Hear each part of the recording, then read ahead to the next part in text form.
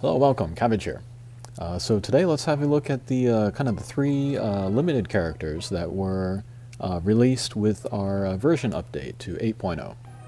And first we will look at Olive here, and then she is the one that you trade in medals in order to get. And then the reason why this video has taken until now is because I performed an experiment. I played at my kind of regular pace. I didn't kill myself. I just made the max luck of Kamaitachi. And I just saved up medals until I had 20,000, which is enough to get 1 luck of Olive. And that took a while. I didn't exchange any magic stones to get the medals. So yeah, if you do want to make the max luck of Olive, and that's kind of the big question on everybody's mind, it is going to take a lot of work, or else pulling a lot of the hatcher, a lot of money. So yeah, we got a full year. If you want to go for it, I wish you all the luck in the world. I'm going to be passing though. But anyway, let's move on and talk about the character herself. And she's got a lot of very cool abilities. We'll look at her kind of stats first. HP is decent. Attack is low, although that will be helped by some things we'll talk about in a second. And then speed is very good at around 400. She is a speed type. She is a Pierce with a null gravity barrier, and that's one of my favorite combinations. And then she has a heart barrier, which is similar to Lucy's barrier. So that makes her only the second character with a barrier type of ability. The difference between Lucy's barrier and then Olive's barrier is that Olive's barrier, it stops much less damage. Lucy's barrier will prevent up to 10,000 damage, about. Heart barrier will only stop about maybe 2,500. So from a damage point of view, it doesn't stop a whole lot. But for a lot of reasons, that's not why you use the barrier ability anyway. It's very good for like status effects, like power down or poison or stuff like that. So if that kind of attack comes out the first turn, then she can block that, and that can be a really big advantage. And next she has Gravity Barrier Slayer, and she's the first one to have that. So any character or any monster enemy with a gravity barrier around it, she will do 1.2 times the damage. And so with the gauge and then with the Gravity Barrier Slayer, that helps her attack. Even with all of that though, it'll only be up to maybe like 35,000, which is only kind of so-so for a Slayer character. I like Slayer characters to have at least 40,000 damage, but still, for all of the other abilities, I think she's pretty good. Her luck skill is the bump combo critical, and then she has the energy heart bump combo, and she's the first and probably going to be the only one to have that. And it's like an energy circle, but in a heart shape. And energy circle is great because it goes through all gimmicks. Doesn't worry about gravity barriers or homing absorber guys. So you can use it in anywhere and know that it's going to do damage. And then it actually does as much damage as the standard energy laser energy circle L. But I prefer this one actually to energy circle L because the radius is smaller, and so it's easier to hit kind of guys that are close to you. And then there's that little bump on the top, and that actually creates more kind of a hit area up there. So this is pretty cool. This is a very nice bump combo, I think. And then with bump combo critical, she can do even more damage, so that's pretty great. Her strike shot is a speed and power up, which is one of the better strike shots for drop monsters, since they often have trouble doing damage, but with the strike shot she can do good damage. And then it also destroys shields, so you can take care of those. Alrighty, and then for quests that she would be good at, she's good for a few floors of the Tower of Champions, and I'm very curious about trying her out there. And then as for impossible quests, let's see, Game With says that she's good for Yamato Takeru. I'm a little iffy about that since I prefer bounce characters there. but that might be a fun challenge to take her through there. They also recommend Nirai Kanai, which I would also be very interested in trying out. The other kind of drop null gravity barrier monster that I would use is Circuit.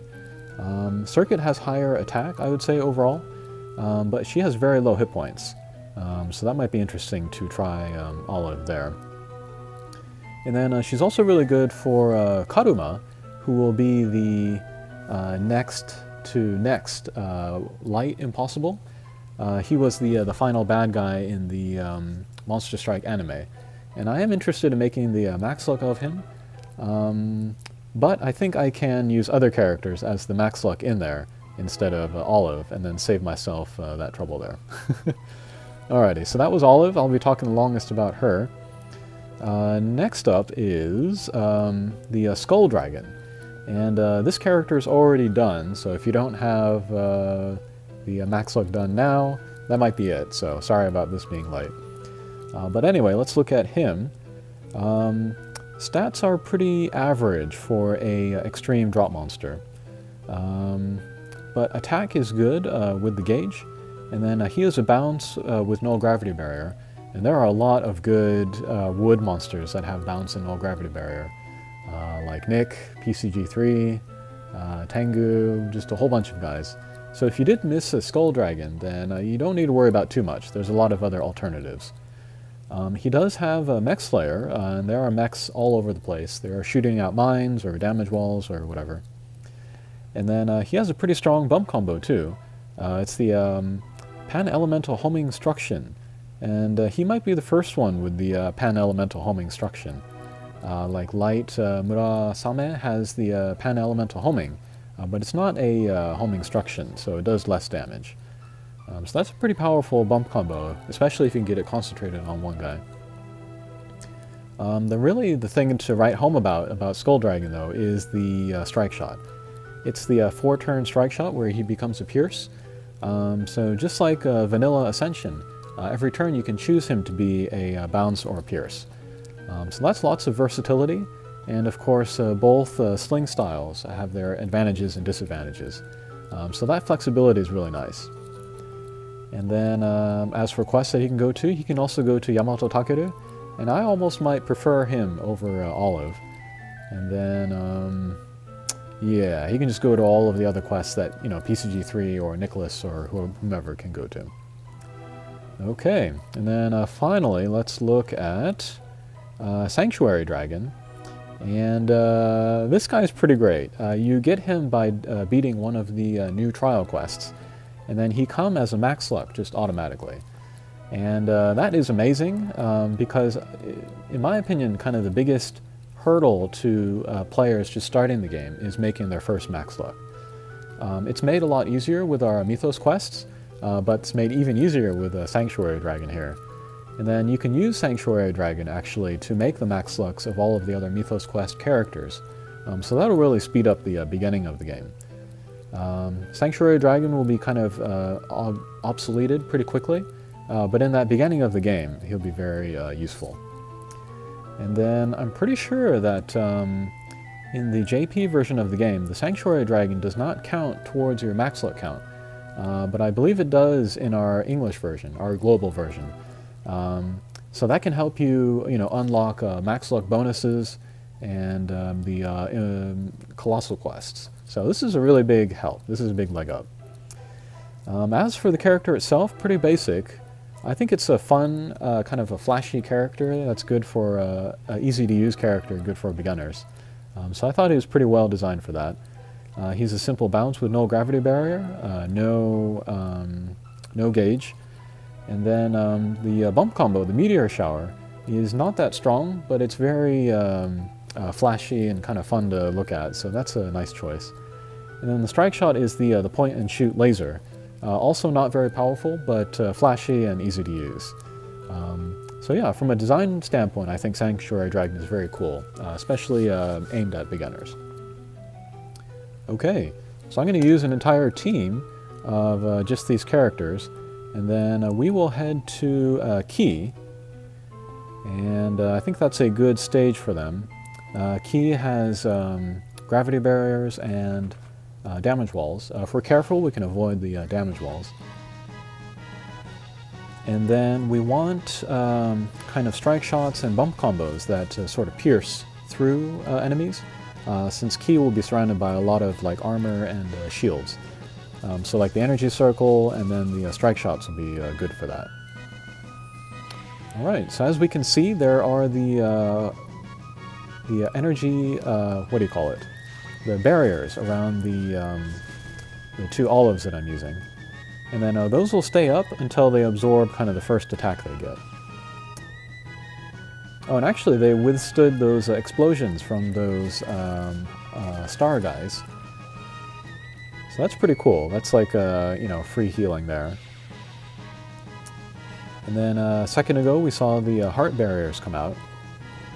And yeah, we can see that from the smaller area, it's easier to hit enemies close to you.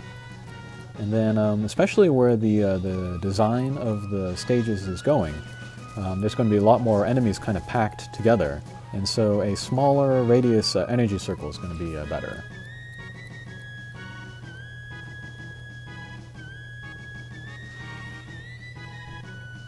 Alright, no gravity barriers here, so we're not going to see the gravity barrier slayer.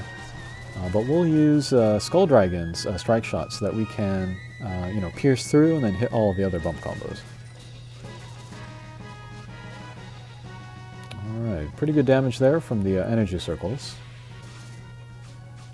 Alright, pretty good there too.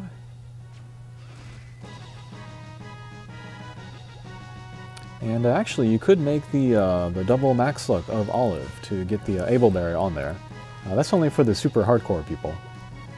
As for which Able Berries would be good for her, just as a thought exercise, sidekick for sure.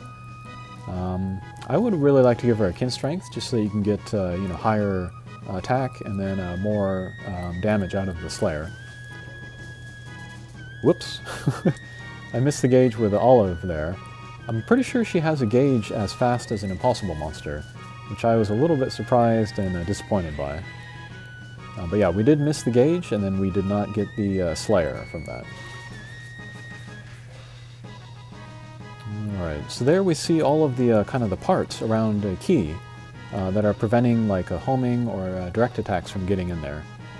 But everybody's strike shot will work really well against Ki, even though she's covered with that stuff.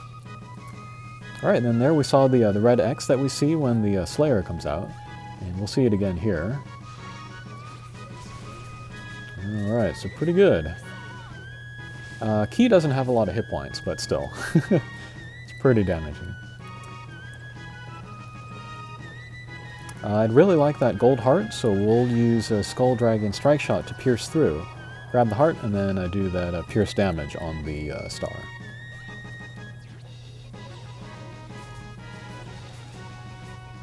Okay, pretty good.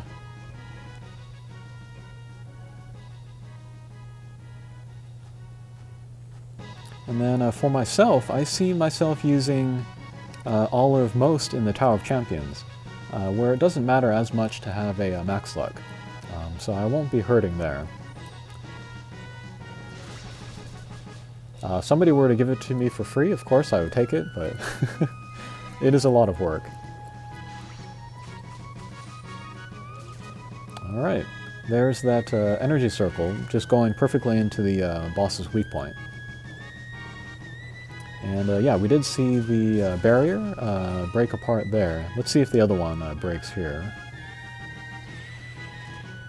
No. Alright, excellent damage from the energy circle, so very good. And then Ki as a character, I do recommend her. She's a little bit specialized to use since she doesn't have any null abilities. But against deity bosses in particular, and there are a lot of those, she's very strong. And she's also really good for floor 23 of the Tower of Champions, since there aren't a lot of gimmicks to worry about, and because everybody in the stage is a deity, so lots of damage there.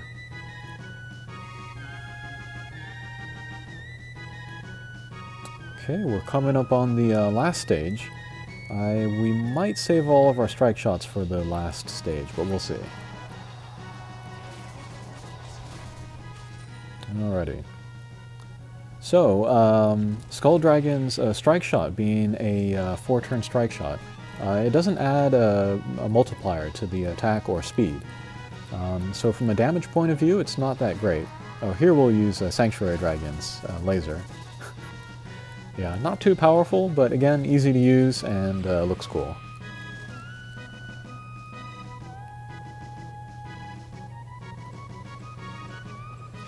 But yeah, Sanctuary Dragon's strike shot is not a good source of damage. So that's another kind of reservation that I have about using the character. But here we saw that Olive got the bump combo critical sign. Let's see if we take advantage of that here. No. Oh well.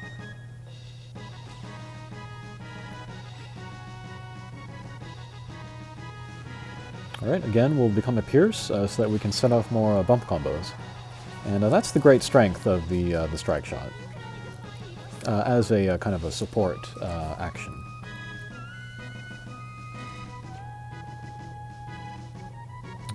Okay, pretty good. Last stage. I don't think we're going to get the speed clear, but let's see what happens.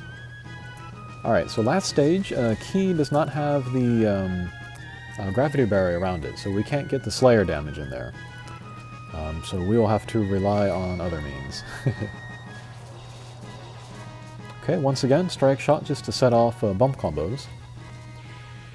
Pretty good.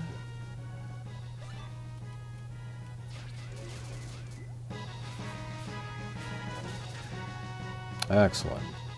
Alright, got both the bump combos out, so good damage against the white smiter there. Okay, let's use Olive's first strike shot. And again, it does extra damage on shields, so these drones won't take extra damage. But decent damage on the boss there, and then a good positioning for the bump combo.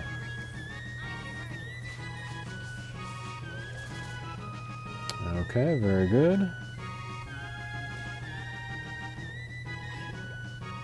And we'll use the pure strike shot again so that we can set off more bump combos. The strength of a Skull Dragon really comes out depending on the other characters that you're using.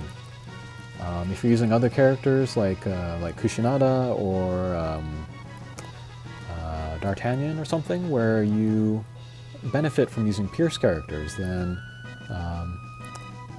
Skull Dragon can be really great there. Okay, and I think that will do it for that video. And yeah, all of these characters are worth giving a try, so have fun with those. Thanks for watching. Take care.